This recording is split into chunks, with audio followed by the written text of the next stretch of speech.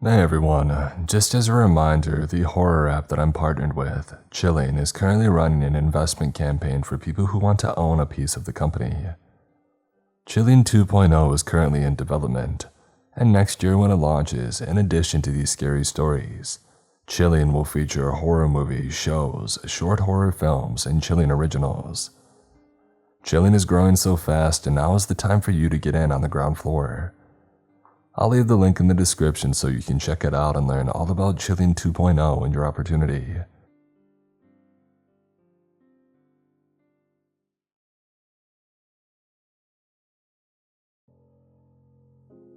So, demons. Yeah, they're real, and no, they are definitely not the big red guys with the long horns and the goat hooves. Well, most of the time. I've been in the demon hunting business for the last 15 or so years, and that makes me practically ancient by the standards of the industry.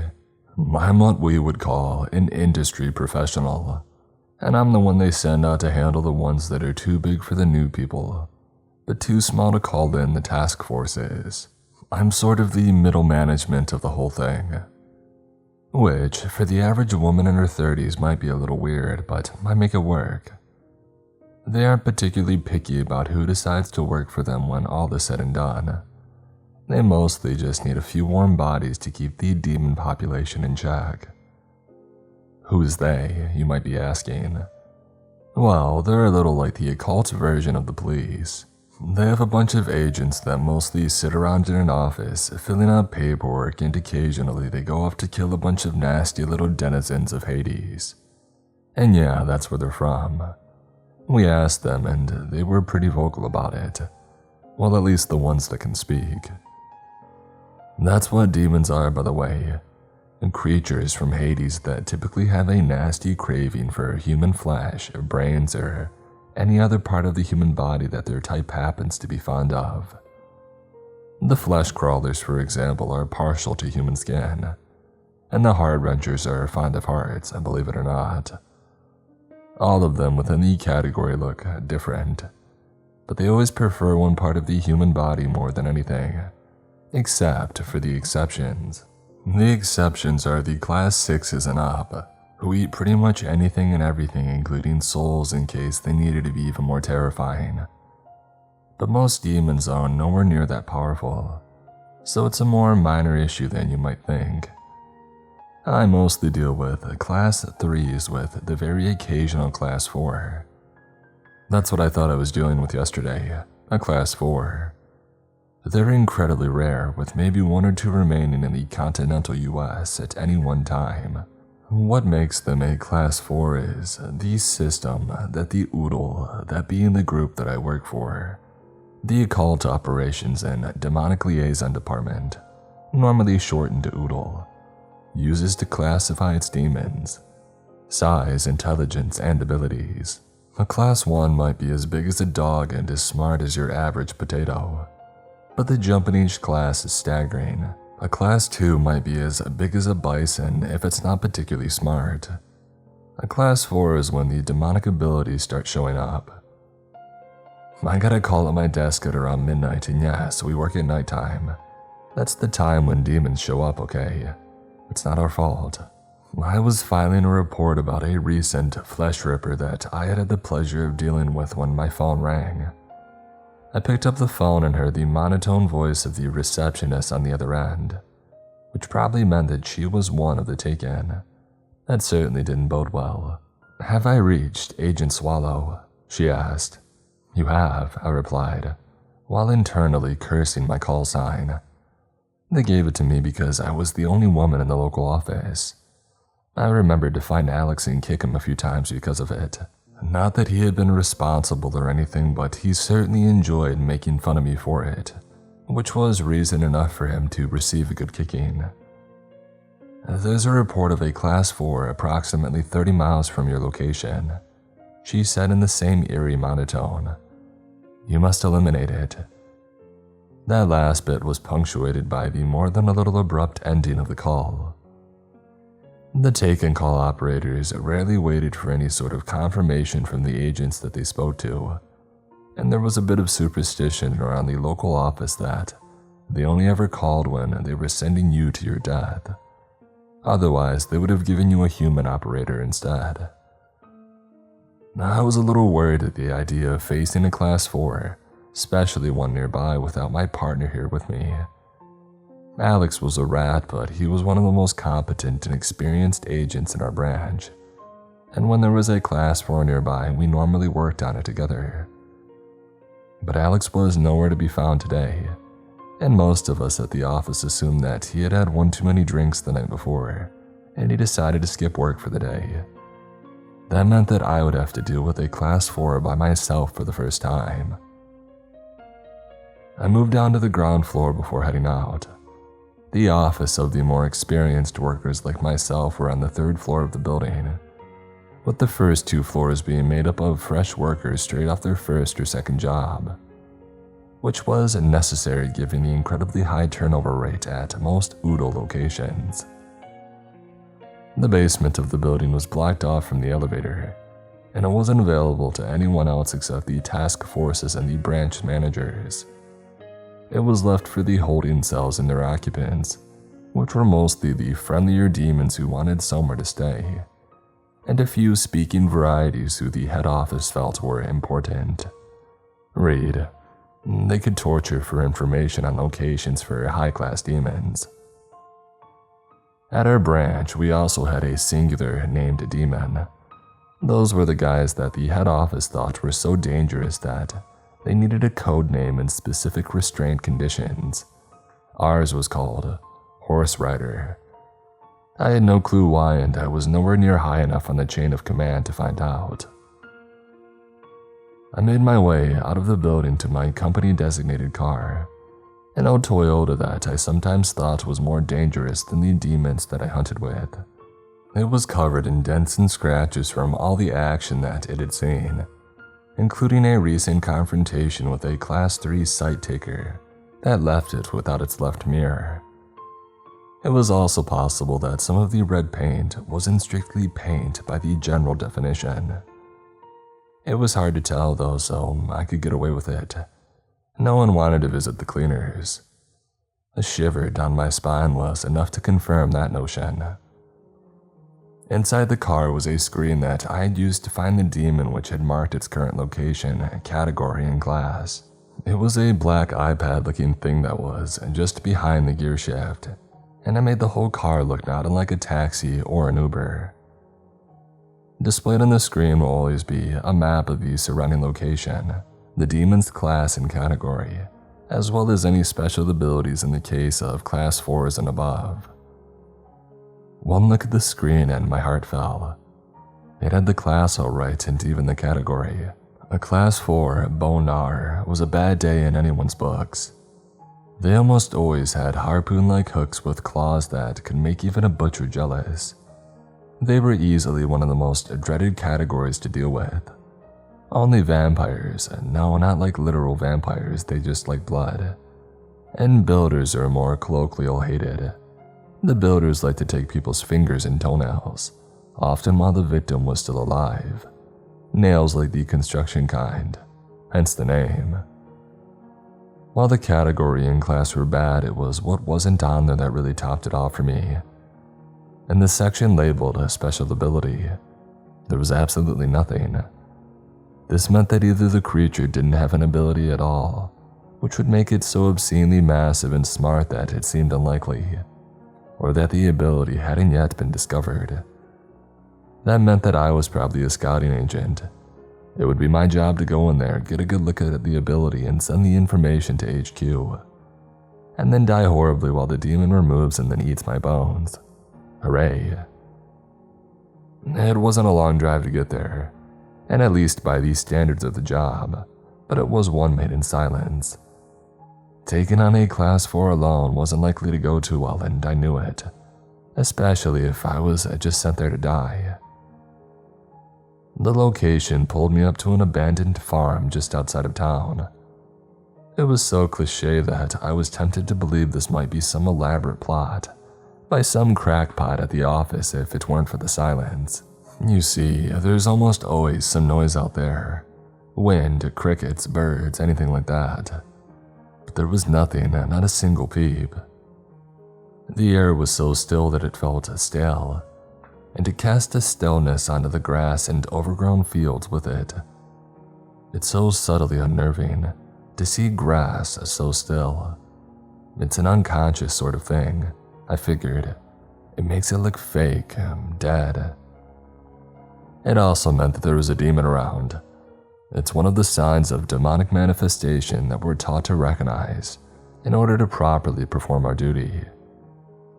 Inside my head, I went through the checklist just to be sure.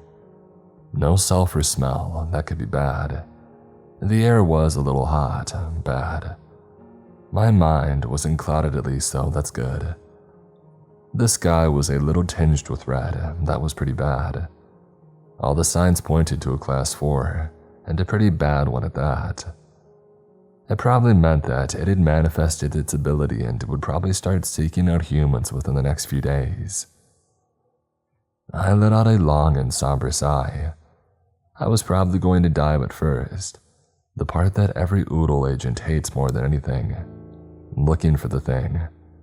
Death would come in good time, but finding the thing came first. I had its general location, and it was more than likely on the farm somewhere, but it could still be almost anywhere. Hopefully there was a barn nearby. I started off by gathering my equipment in full. Since I was a little on the small side, that mostly included guns, handguns, shotguns, even a rifling case. All of them were loaded with the requisite holy ammunition that you needed when taking on a demon. Additionally, I had some holy water and a few holy artifacts. All this holy stuff was just anything that Oodle could get blessed by a member of the faith. Technically speaking, that could be any faith at all, and it often included those who were not, strictly speaking, real religious believers. So it was that I held in my hands a handgun with bullets blessed by Frank, the local subway worker and a faithful member of the sect of the Great Sandwich. I figured that the most likely place the demon would have gone would be a barn. It wasn't a strict rule of demons that they would always be found in the most dramatically appropriate place in the area, but it held true more often than any agent wanted to admit. This was especially the case in regards to the higher class demons, who were smart enough to seek out sheltered and dark areas to do all their evil demon stuff, like eating human skin, or bones in this case. I almost felt lighter thinking of some poor class 4 demon wandering aimlessly in a completely open field, without anywhere to enact its blood rituals. Still, my sympathy for the creatures didn't extend far enough for that, and honestly, I was still a little upset that I was probably going to die. It was something that every agent was prepared for, but few scouts ever actually realized that they were scouts. Oodle normally sent out the fresh agents to do this sort of thing, but in the case of a class 4, it seemed like they weren't sure a newbie would survive long enough. I would have applauded the practicality of it if I weren't nearly pissing myself with fear. You might think that I'd be used to being this scared. 15 years isn't a short amount of time after all, but I'll let you in on a little secret. Consciously going to fight the denizens of Hades, who you know for a fact will be attempting to eat your bones in the next 10 to 15 minutes, it never quite loses its impact, especially on the bladder. Instead of following that blessed instinct, I followed the more learned thoughts given to me by over a decade of experience. Every knife, gun, and religious relic that I had on hand was within easy and convenient reach. I went through my mental checklist once more before finally heading toward the shape I assumed to be the barn. It stood tall among the fields and cloaked all of its surroundings in even more complete darkness than the night provided. The moon's brightness didn't penetrate into the domain of the demon. Even Mother Nature had little sway in the face of a creature of Hades. I was more conscious of my footsteps as I finally reached the barn. It loomed higher and wider with my approach. Were barns seriously that big? Once I was close enough to finally make out the iconic rust-red paint of the thing, it felt like that I would go deaf every time one of my feet made contact with the ground. I was hyper aware of my breathing because that old irrational fear that somehow, some way the demon would hear it and it would claw me down in the spot it was too ingrained to overcome. Add that to the stillness of these surroundings and it felt like a miracle the demon hadn't come out to rip me open and relieve my skeleton of the burden of my flesh. Where the thick darkness created by the shadows of the barn's shape was undeniably dark, the gaping maw that was the barn's entrance looked to be an entrance to Hades itself.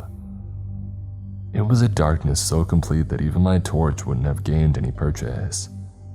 It was like looking into a pool of ink, and it felt like if I were to take a single step into it, I would be swallowed whole.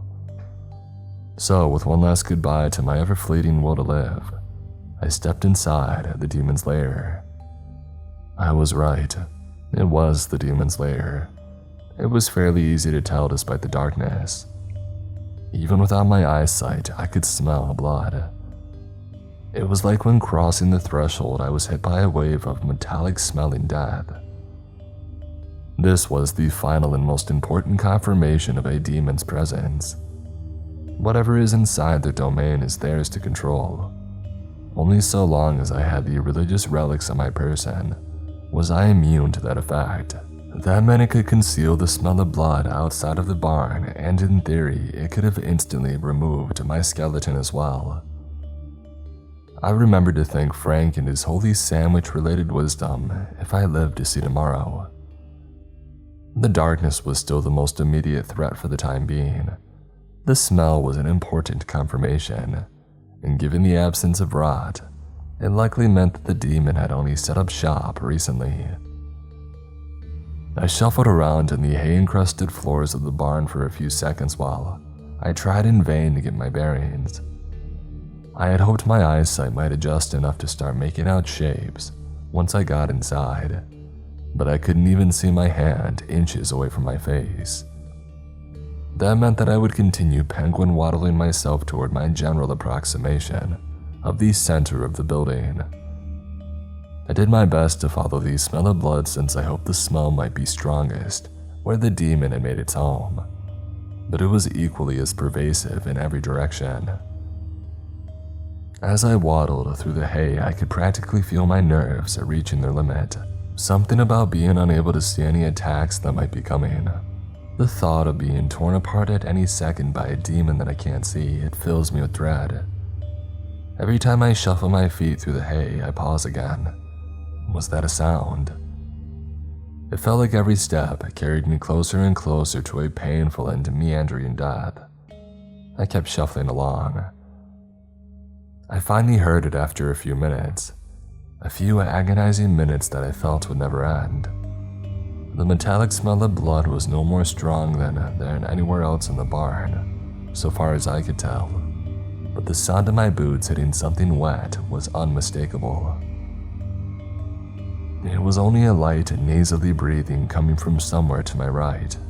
That was all. The creature's shape was still blessedly absent from my view, and I counted it as a small blessing. For that small time, the demon was only light breathing to my right. It wasn't a demon yet, only breathing.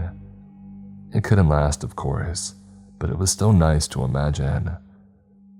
After all, if I was right, this might be the last good thought that I might have. That revelation certainly scoured the experience for me. The next few moments were the bane of every demon hunter on the planet. Sneaking up on the beast was always the simplest part of the operation. Of the few things that remained constant to demons, poor awareness was one of them. It was the only thing that gave me any hope as I reached for my flashlight. My hands shook slightly as I reached for the pack tied at my waist, and I pulled out the metal cylinder. I was terrified, more viscerally than I had ever been in my life. Without Alex here to confront the demon, with the knowledge that I was completely alone, I felt so scared. It was a feeling reminiscent of being a little girl again. It was the feeling of hiding under the covers until my parents came and told me that it would be alright again. It was a feeling that I hated. The anger at being afraid bolstered me as it always did in moments like these. While I shook and fumbled to turn on the flashlight, the seething rage at the demon for causing me this fear carried me. I wanted to kill that demon at that moment, and it was the anger that made it possible. Click. Blindness followed immediately. The darkness made way for an all-consuming flash of light. It tore away the inky blackness like the parting of the Red Sea. In the center of that bright light, as soon as I could make out its shape, all of my fears were made manifest. Scaled red skin met matted black fur and a quadrupedal body. Hooks extended from each digit on its long, bony hands. The demon reminded me of a diseased dog as it released a screeching cry. It tore its gaze away from the light as I saw its eyes for the first time, and my anger faded in an instant. In my hand, the gun that I had reached for fell out of limp fingers. It wasn't quite the demon's ability, as would have been the preferred case. It was the acknowledgement of the inarguable fact that I was going to die in the next few seconds. Oh, I knew that I was going to die. It was almost an inevitability when I realized that I was going to be the scouting agent. But this was different. Those matte black eyes would mean nothing to anyone less experienced or knowledgeable than I was. In fact, they would have meant nothing except to those who had been accepted to these specialty training seminars, given to prospective members of the Demon Elimination Task Forces. They meant the demon I faced was a Class 5 or 6. As I felt my gun fall out of my hand, it mattered little to me which it was going to be. I was dead either way, and taking on a Class 4 alone, I was still the smallest bit hopeful. I still believed that maybe, just maybe, I might live through to the end of the night. As the demon finally turned to face my torch and I looked at its maw of lacerated teeth, I gave up on that notion immediately. My death was coming swiftly. I had half a mind to close my eyes and accept it immediately, but that same fear of not seeing my attack coming had stopped me from doing so. I felt so childish to wait for the demon to eat me, staring into its eyes because I was too afraid to blink, but it was all that I could do. It snarled at me before opening its jaws, and I got another long look at its pointed teeth. Before I could scream my final scream, I was silenced as the demon spoke for the first time. "Human," it snarled in a bestial voice. I froze up even completely. It had spoken. That was much, much worse than any immediate death would have been. If it was smart enough to speak, it is smart enough to enjoy inflicting pain. I had heard that some of the higher class demons would torture surviving task force members for days before finally finishing them off. And to bone gnawer, those hooks would tear into flesh like butter. "Human," it repeated. The angry voice snapped me back into the situation. The demon's face was twisted into a snarl, and I could almost feel like the sweat falling off of me as it stared me down. I fumbled for a response. Something, anything. "Demon." Anything but that. Anything, any single conceivable phrase but that. "You dare mock me, human?" it questioned. Its snarl didn't even falter as it said it. I felt its gaze on me like a deer facing down the headlights of a truck. I was too stunned at my own idiocy to even speak, and I defaulted to the only thing that I could think of. "And you dare sit there covered in blood and talk to me like I'm the one in the wrong here?" "Puny human, you dare." "And not only that, you probably already thought of killing me, didn't you? And you want to talk to me about daring to do anything?" "Hold on a second, you mortal filth. You dare address me?" "How about you hold on for a second? I'm not the one sitting in some creepy barn waiting for people to show up so that I can eat their bones. Yeah, I'm so dead. And what the heck is all this human filth crap about? You're literally covered in blood." The demon hesitated. It looked down to see that it was indeed covered in dried blood. I was mostly still thinking through all of these 17 ways that I was probably going to be murdered and eaten, Not necessarily in that order. That was until the demon started laughing, which was an incredibly odd sound coming from the vocal cord of a wolfish creature. More disconcerting was whatever the demon found so funny. It occurred to me to try and find my gun to shoot it while it laughed. I reasoned that it wouldn't do all that much to a class 5 or 6 anyways. It would have been far more likely that I would draw my gun just to find my neck being gently removed from my spine. Do you feel like cluing me in on what's so funny? Yep, those are gonna be my last words. Samantha Goodall, she died as she lived. A sarcastic son of a gun.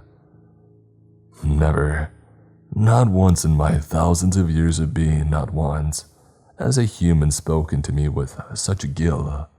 The wolf demon wheezed out between fits of laughter. We are gathered here today in remembrance of Samantha Goodall. I wonder if they'll actually say that at the funeral. Well, I didn't know what to say.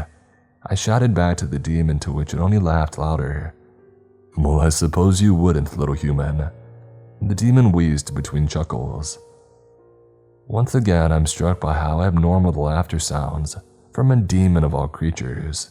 Who knew that they could even laugh? Who the heck are you calling little? I shouted indignantly. The corners of his mouth turned up into an expression mimicking a smile, and even I could see the demon was holding back a laugh. I frowned at the wolf thing.